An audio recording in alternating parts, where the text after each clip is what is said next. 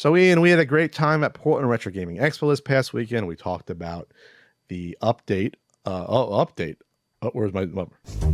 Update on the WADA class action lawsuit. We also spoke about your great review of Shark. Yes. The exclusive Amico game that's not exclusive. And so we come back home, and then we see an announcement out of nowhere, like an RKO. The Analogue 3D, an FPGA N64 console has been announced by Analogue. Says coming in 2024. Almost hit us like remember when the first emulator came out in what was that, like 99 or so, or 2000? Yeah, probably about the HLE emulator that came out, and it was like people were like, wow, this is out of nowhere. And this sort of hit the same way. We had always talked about how terrible in terms of accuracy, in terms of how things look, how it's represented. The N64 emulation can be for some of the games. And while there's been big strides made in the emulator scene, the issues were always the fact that the lesser known games always were giving short change because you want to focus on the ones people are playing. And the fact that you need a really robust, powerful PC with a good graphics card in order to get the games to look like they did closer to it on the original hardware. Right. So an FPGA would be like the godsend to some of us, especially if, for modern TVs, because then you're getting, low latency. You are getting the ability to play these on an LCD TV and not have them look like trash, and also get all the benefits. So what was your initial takeaway? You saw the announcement. Well, I mean, my takeaway is that on a technical level, it's great to see this. People always, I think the announcement, there was a talk with the owner of the company, or the founder, and basically he said this is the one that nobody thought was possible, and I always thought it was kind of possible. I mean, with FPGA technology, you would be able to do it, but it would be a long road. And Christopher Tabor, the founder, did say that it took them, they had been working on it for the last 3 years, which feels like a long amount of time. And I'm sure most of that, is the core. I also felt relief. I felt a lot of relief, a big, huge sense of relief, because I don't want this. I have no desire to own this. So it's the first time in a while that Analogue has made something that I don't want. So I think it's great. I think it's really cool for the people who do want it. I think it's probably going to sell like fucking gangbusters for them. I'm just happy that after a run of FPGA Genesis, FPGA Game Boy Advance Color, and other stuff, and FPGA, PC Engine, we're finally on another system that I don't want. So that's great. That's wonderful. Saves me money. So he's thinking just selfishly, I don't need to buy this, so that's good. Okay. Yeah, that's good. So I'm happy in two ways. I'm happy for the people who do want this, and I'm happy that I don't want this, and I can keep the money in my pocket. Sure. And it's no offense. I don't like the N64 enough to ever make use of something like this appropriately. So this is announced with wireless Bluetooth and 2.4G. There's an image of the controller, the purported 8-bit controller. Well, it's been lightened with people. You can find a lightened image of that. We'll get to that in a second. 4 original style controller ports. That's one of the reasons I really like the Analogue consoles, because they give you original ports. You're not forced to just use USB or something proprietary. Yeah, sometimes they just put them in really fucking weird places, like on the Analogue Duo. Well, maybe once we'll get to the announcement when that's coming out. Completely engineered in FPGA, Analogue OS, no emulation, meaning no software emulation, because it's FPGA. So you're trying to get close to as possible with modern, hardware and chips to the original. You're writing it on a very, very lower level in terms of hardware, so that basically all the pros and cons of the original hardware are exactly, in theory, will be exactly the same if it's written well, the FPGA. And with the track record of analog between the Mini NT and the Mega SG, which you liked, you own, the Super NT, and of course the Pocket that we both gloat about. You know, you would think, due to the track record, it would be the same level of quality. Well, So I don't think, and this isn't meant to like sound like I'm blowing them, but I don't think Analog would announce this and release it if they weren't pretty fucking confident in it. correct. I mean, there's a reason. Like everyone talks about how this one it would be hard. You know, I guess some people, you know, did say it wouldn't be possible or it wouldn't be possible without, you know, a lot of effort or errors. I don't think they want to risk looking bad. And I don't think the people who are behind the actual FPGA portion of it would release a product that they were not extremely happy with. People can bitch about not liking Analog's release schedule or the pre-orders. I do all the time. Or their marketing, but their final products are the best products in terms of what you are getting versus the bang for the buck, in my opinion. Yeah, I disagree with a lot of stuff they do, but I mean, I've never been shy about this. I've always been extremely happy with any of their products that I've ended up with that I have used. I love my Pocket. I love my Pocket so much that I haven't even hacked it yet, and it's not that I'm against that. It's just I haven't needed to. I bought it to play my cartridge games on a beautiful screen, and it does that flawlessly. I loved my Mega SG. I've played the Analog Super NT. You know, I just... Yeah, it's when you get it in your hands, you kind of forget the bullshit and you're like, yeah, this is a quality product. So this is the marketing, a reimagining of the N64, 4K resolution, original display modes, which was I wanted to bring this up because our buddy, I think it was Daniel Greenberg who said this, and if it wasn't, then my bad. But someone was like, you know, this is neat, but the N64, and I do agree with this a little bit, the N64 is one of those systems that has benefited more than lost with emulation. You know, people talk about inaccuracies with emulation and things like that, but it's the extra stuff, the graphical things you can do, the frame rate things you can do with the N64 and emulation have been beneficial, especially with a system that's as old as it is and was always kind of in a weird spot graphically, with draw distances and all that. However, original display modes, much like the Pocket, means that they have probably acknowledged this, and there probably will be modes that at least affect the output quality. Yeah, because that's the one thing. One of the issues when doing the book was the fact that you needed these computer and GPU intensive filters to make them look like the original hardware. Because if not, it looks like just any standard computer game, you know, that came out in the late 90s, where the angles are too angular, it looks too clean. You lose the original intent of the artwork by having it look too clean and nice. Yeah, this is going to be a system that, you know, and I'm sure they're doing it, but really put some effort into the scan lines and the CRT type filter, because the 64 just does not look right without that to kind of hide it and dither the polygons and stuff like that. So original display modes, so I'm happy about that. And reference quality recreations or representations of specific model CRTs and PVMs. So there's going to be, I guess, a layer on top where it's like, okay, now we're going to pretend you have this CRT, and then so that's pretty cool. And they've had these on the other consoles as well, as we know. That's sort of like you can pretend you're playing it on a CRT or, you know, scan lines. The first and only aftermarket solution supporting 100% compatibility in every region: USA, Europe, and Japan. That's great. Remains to be seen, but again, we don't necessarily have any reason to doubt what they're saying here. They haven't let us down yet in terms of that stuff. And coming in 2024. Okay, so it's exciting.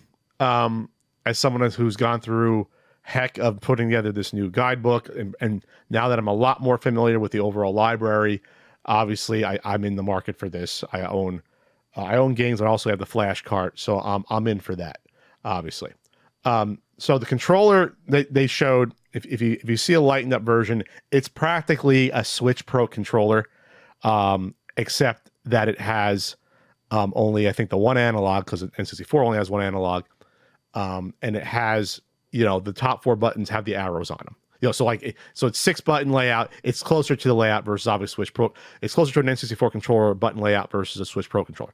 So Right. unfortunately, though, it doesn't have the tri-wing, which means that you would be unable to easily play some of the games, because the reason why there's three different wings on N64 controller, because you want to hold it for using the D-pad mainly or the analog. So that's why it's like, well, your two hands are moving left or right. Or I did grab, because it looks like that. It looks like almost like an analog nub in the center. And I did grab a Switch controller, and I think it'll be fine. Sure. I was putting my thumb where it is. So it is odd that they don't have the third handle. Sure. But then again, a lot of people don't fucking like that third handle. So sure, and there's tons of people that have not new old stock. They have old controllers, and there's lots of aftermarket solutions for the N64 nowadays. There's modern N64 controllers you can buy. So like that. So to me, that doesn't matter. I don't need an 8-bit DOT controller to experience it. I have plenty of regular N64 controllers. So like I said, I'm excited about this. The FPGA, according to the article, the system has been in work for years. That's obviously most of that's the FPGA to make sure the FPGA is up to code.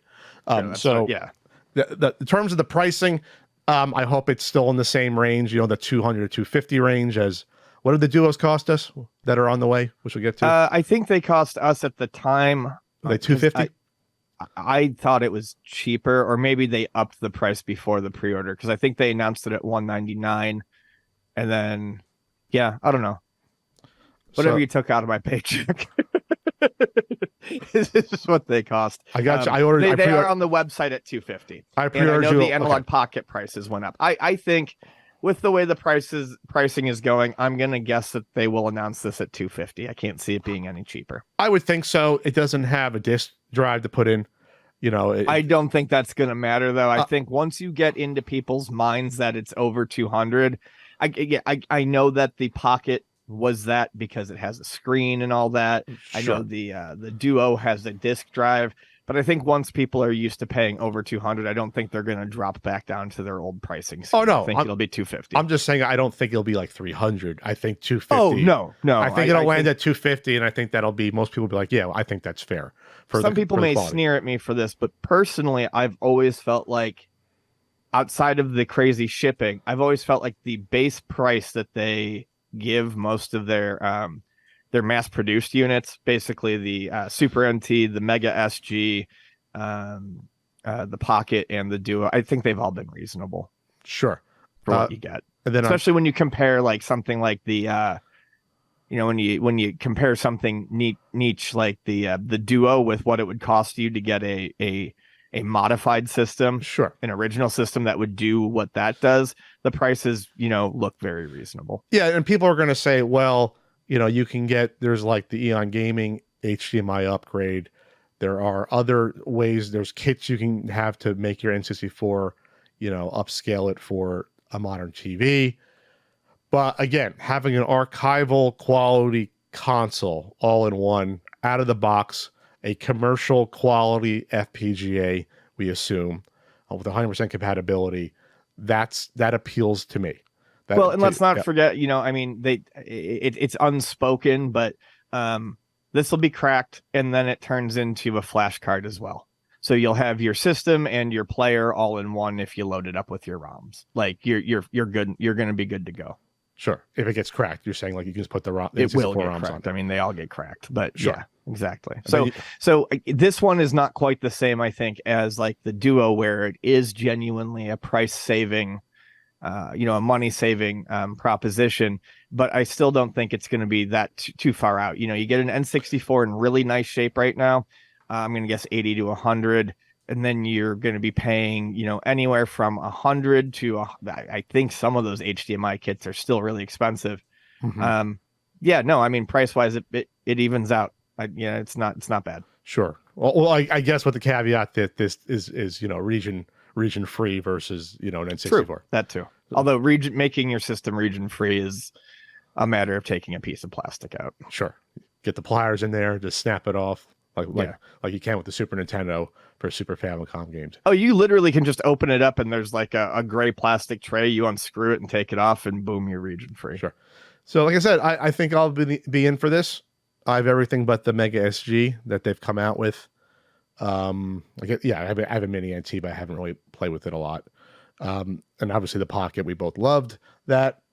And yeah, so other things they announced at the time: Analog Duo shipping end of 2023. There you go. I forgot Well, what the I mean, it original was date always was. said to be shipping in 2023.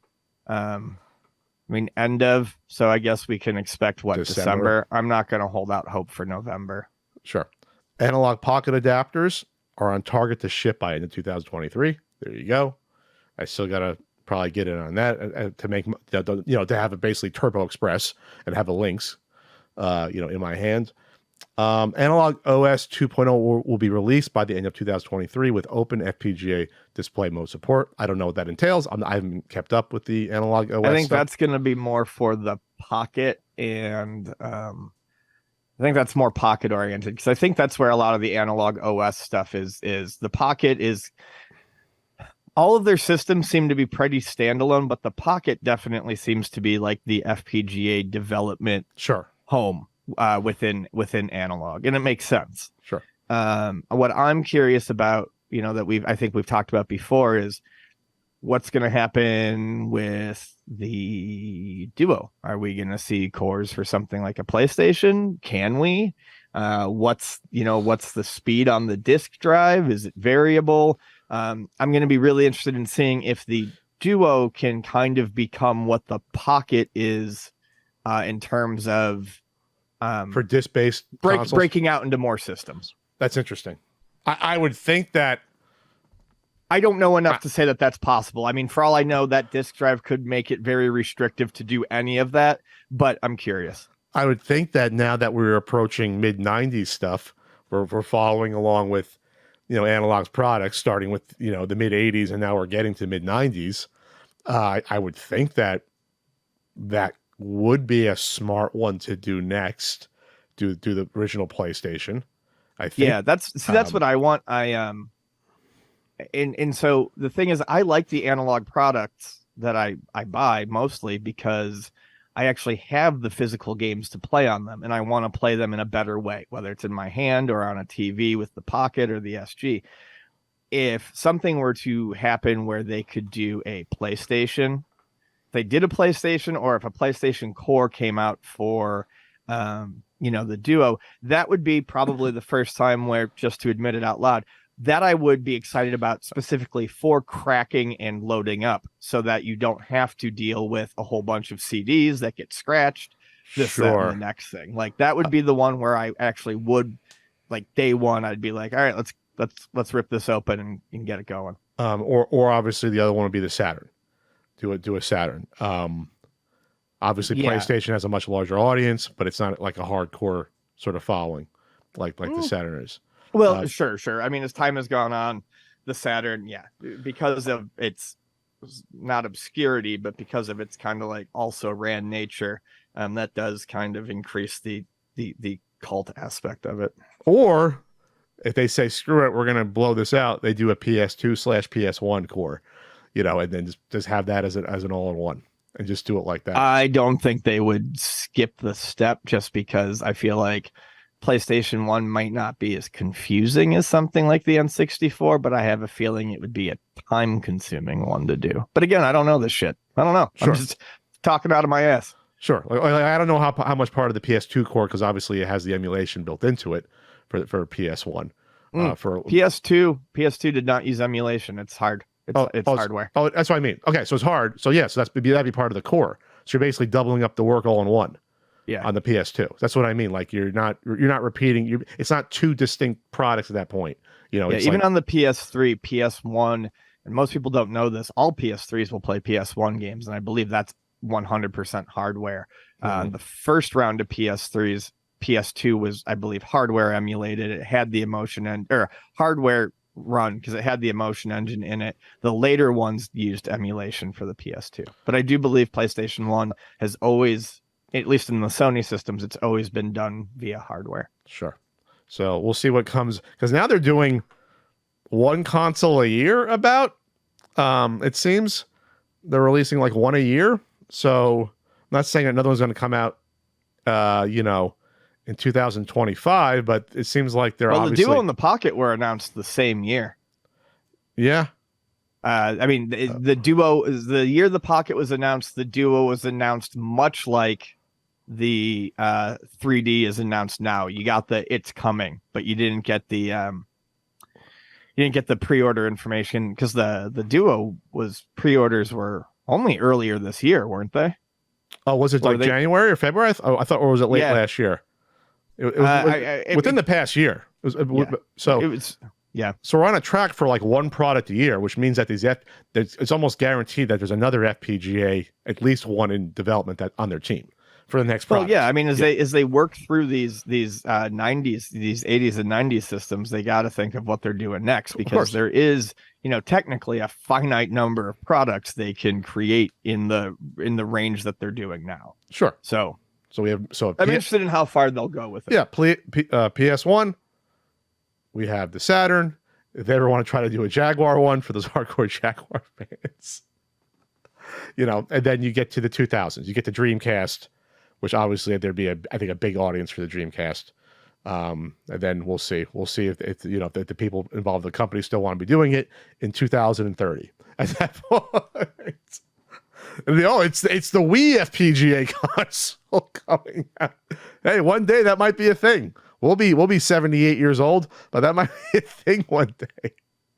With the upgraded motion bar. So anyway, so like I said, I'm excited for it. I'm on board for it, even if you're not. We can still have fun with it.